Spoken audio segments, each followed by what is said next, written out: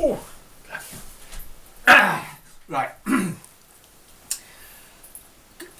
That's not pointing at me. You can't see me. You just see the tongue. What? Right. Okay. Are you there? Right. We've done something. We've actually done something.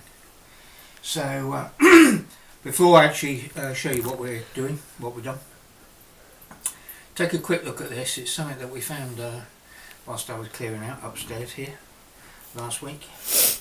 Just sit back, a couple of minutes, enjoy, then we'll get back to what we've done here. Okay, see you in a truss.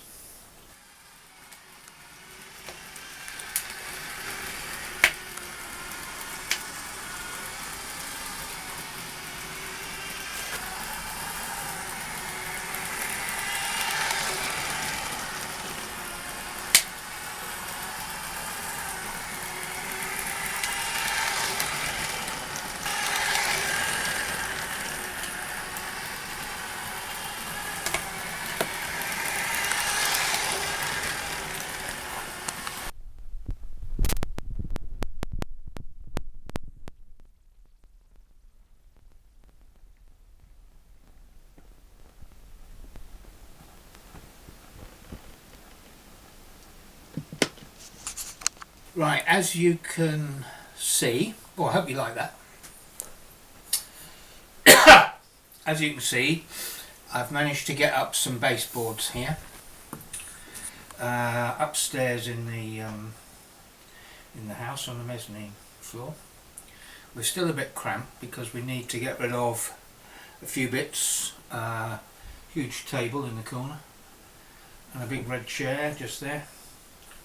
Once they've gone, we should have a space to get around the whole thing, but at the moment, as you can see, I've sort of got a pop-up space in the middle, which I have to crawl under the thing to get to, but it's not too bad. It's what's that?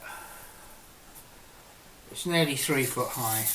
Okay, so I can kind of get down on my and slide through. So okay, we'll have the controllers in here obviously. So what I've done is just put a bit of, oh, before I start, yeah, this board here that I've got, there's a word for it. It's called chronoply. I don't know. It's available here in France. It's not as heavy as chipboard. It's not as fragile as chipboard. It's not as expensive as plywood. It's about 16 or 18 millimeters, whatever that is in. What's that? It's about 3/4 of an inch, isn't it? 18 and 16 is more like 5/8 probably. Thick. About 6 foot long, not quite 6 foot I don't think. Each piece 71 inches. 71 inches. Right, well it's 80 mil on it, 80 centimetres. And it's about, oh I don't know, 27 inches wide. So that's 60, 68, I don't know, what kind of dimensions there? 68 millimetres or 26 3/4. It's not millimetres. Centimetres. I don't know, I get mixed up with it. Look. Inches. Right, anyway, so in total we've got about 10 foot long, and we've got this bit here, which is the scenic bit, about 3.5 foot, 42 inches wide. So this is going to be the scenic part of the railway. We're going to have what they call a scenic break here, where I've stuck this bridge, what I've made. Okay, so we'll have another one going over the dual there. Can you see it or not, Harry? Yep. You got that? And exactly the same on this side. Okay, on my left, your right. So we have a scenic break over there. So what we've got behind us is the two main lines. I mean, ostensibly what we've got is two main lines, okay, an outer and an inner, and then we've got a wobbly line that goes in the middle, okay, which is like a rambling line, a rambler, and that will go through a separate tunnel entrance here, disappear into wherever, and it will do a separate one there, and then we'll have a twin for the outer and inner main rings, okay. So the inner and outer main rings continue around the back, okay. So we've got 1, 2, 3, 4, 5 lines here. The first one is the rambler, the next one is the inner, next one's the outer, and then we have a couple of spares here,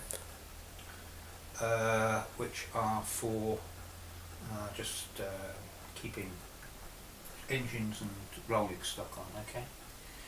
Now, we no need to run it as a 3-train line. You can use it as a single track because of the position of the points, the changeovers and everything. You can just run one train round the whole 3 rails if you wish, in either direction, hopefully, if I worked it out right. And then from there, from these back roads here, we come through. Obviously, it's filling, you know, a bit. Then we'll come through to the actual scenic part, which will be here at a higher level. We'll have a backdrop here. What do they call it? Back scene. A back scene here, which will be made up of the low relief houses, which if you were following us in the last video, we're in the middle of making, still in the middle of making them, because there'll be quite a few of them. They'll go along here, not all the way along, probably a bit of a, you know, up and down. A road which will go eventually join up with the 2 scenic break bridges, and then some sidings here, okay, in front of us. So here I reckon to have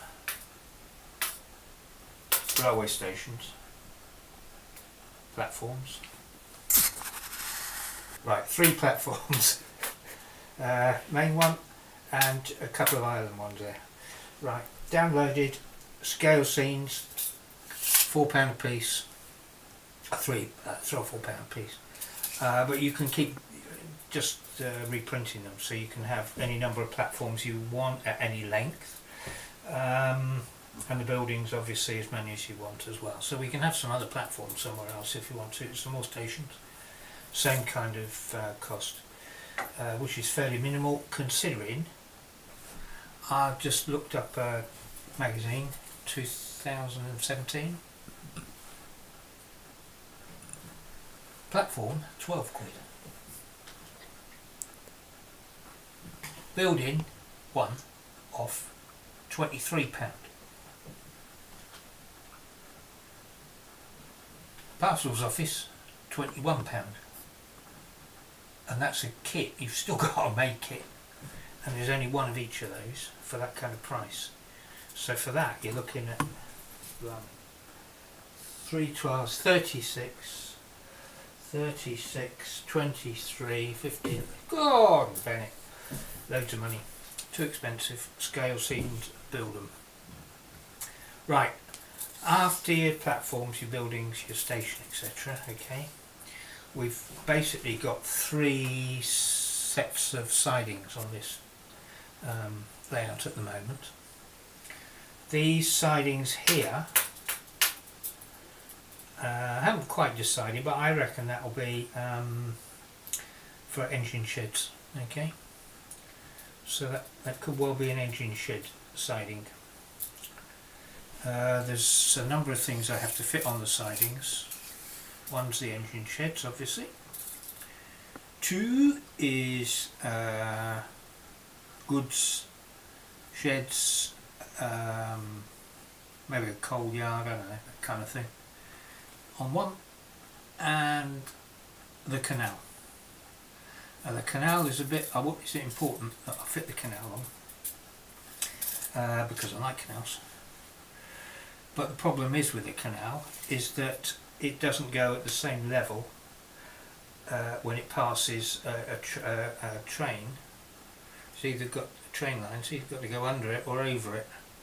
It's fairly unusual for it to go over it. It usually goes under the train track. So it poses a bit of a problem, doesn't it, of how to get it into the scenic bits from the outside without digging big holes in the baseboard, which we don't want to do. So as I previously said, we're going to have a scenic drop here, scenic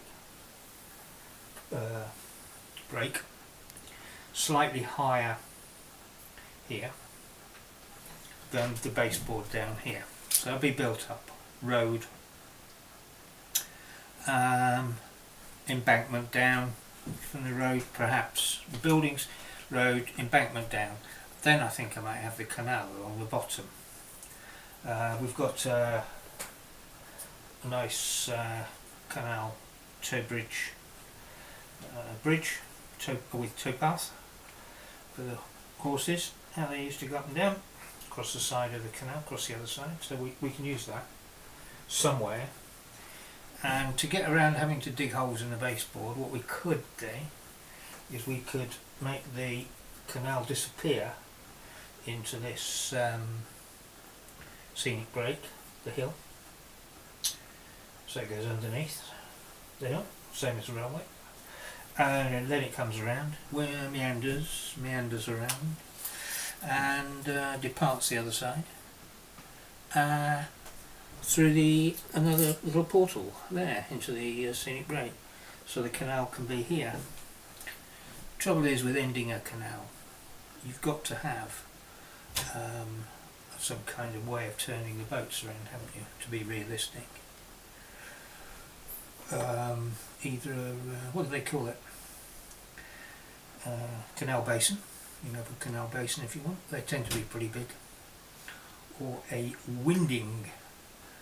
It's spelled wind, but it's a winding point, which is just a kind of a wider part of the canal where, believe it or not, you used to stick the nose of the boat in, if you were clever, into the bank on one side, and then the wind took the rest of the boat around.